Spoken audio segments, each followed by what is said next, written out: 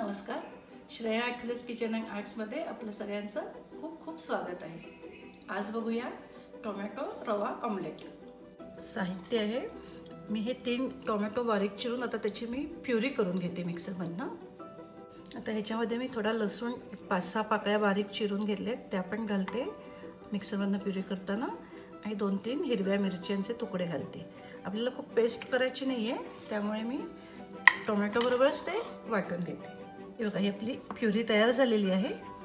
आता आपल्याला सगळी पिठं करायची आहेत. मी रवा घेतला आहे, मी 1 वाटी, बेसन अर्धी वाटी, तांदूळाचं पीठ आहे अर्धी वाटी आणि 2 चमचे गव्हाचं पीठ आहे. तुमच्याकडे जे अवेलेबल असेल ते सगळी पिठं तुम्ही ह्याच्यात वापरू शकता. हा हेल्दी असा आपला पदार्थ आहे आणि घरी अवेलेबल असलेल्या ह्याच्यात आपण पदार्थांमध्ये हा पण करू शकतो. रवा घेते,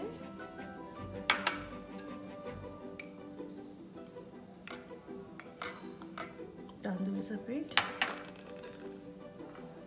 बेसन. ह्याला असं मेजरमेंट असं काही नाही आहे, कमी जास्त झालं तरी काही हरकत नाही, फक्त रवा जास्त घ्यायला पाहिजे. रवा मात्र 1 कप घ्या. गव्हाचं पीठ आहे 2 चमचे घालते. जिरं 1 लहान चमचा, थोडीशी हळद, हिरवी मिरची घातलेली आहे त्यामुळे थोडंसंच तिखट घालते, लाल तिखट. चवीचं मीठ घालते. 1 कांदा बारीक चिरून घेतलाय.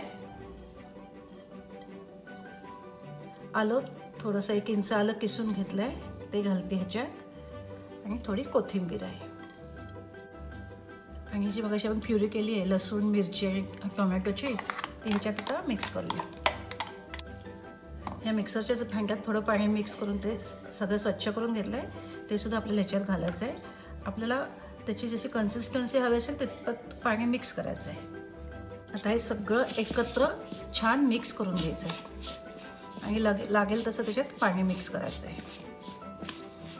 गुठळ्या होऊन द्यायच्या नाही आहेत, लम्स होऊन द्यायचे नाही, त्याच्यामुळे ते छान असं स्प्रेड झालं पाहिजे. ह्याच्यात मी पाणी मिक्स केलं आहे थोडं, अर्धा कप.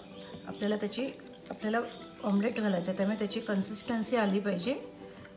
खूप घट्ट नाही पाहिजे आणि पातळ पण नाही पाहिजे, तेव्हा तुम्ही ते बघूनच घाला. तुम्हाला दिसत असेलच. हा एक खूप छान प्रकार आहे, हेल्दी आहे. तुम्ही ब्रेकफास्ट म्हणून करू शकता, इव्हिनिंग स्नॅक्सला चांगला आहे. वनडिश मील म्हणून पण खूप छान प्रकार आहे. ह्याच्यात आपण सोडा इनो काहीही मिक्स केलेलं नाही आहे. हे बघा, हे अजून थोडं घट्ट आहे तर मी थोडं अजून पाणी त्याच्यात मिक्स करते. पोर कन्सिस्टन्सीला आलं पाहिजे.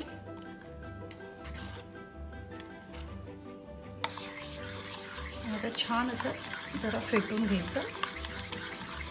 हे बघा, ह्याची कन्सिस्टन्सी बघा तुम्ही. त्याला असं गोल शेप देऊ.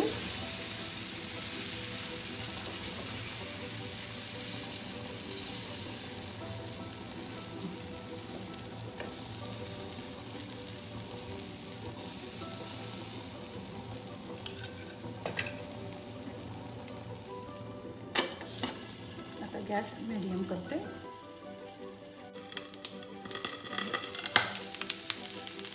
तेव्हा सगळ्याकडून वरनं तुम्हाला दिसेल झालेलं.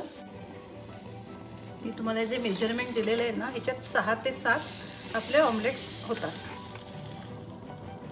आता आपण दुसऱ्या बाजूने भाजून घेऊया.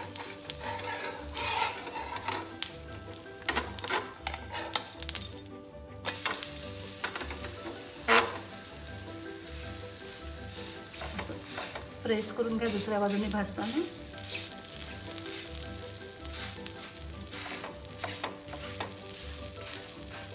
म्हणजे आतपर्यंत छान ते शिजलेलं आहेच. बघा, दुसऱ्या बाजूने आता आपण भाजून घेऊया.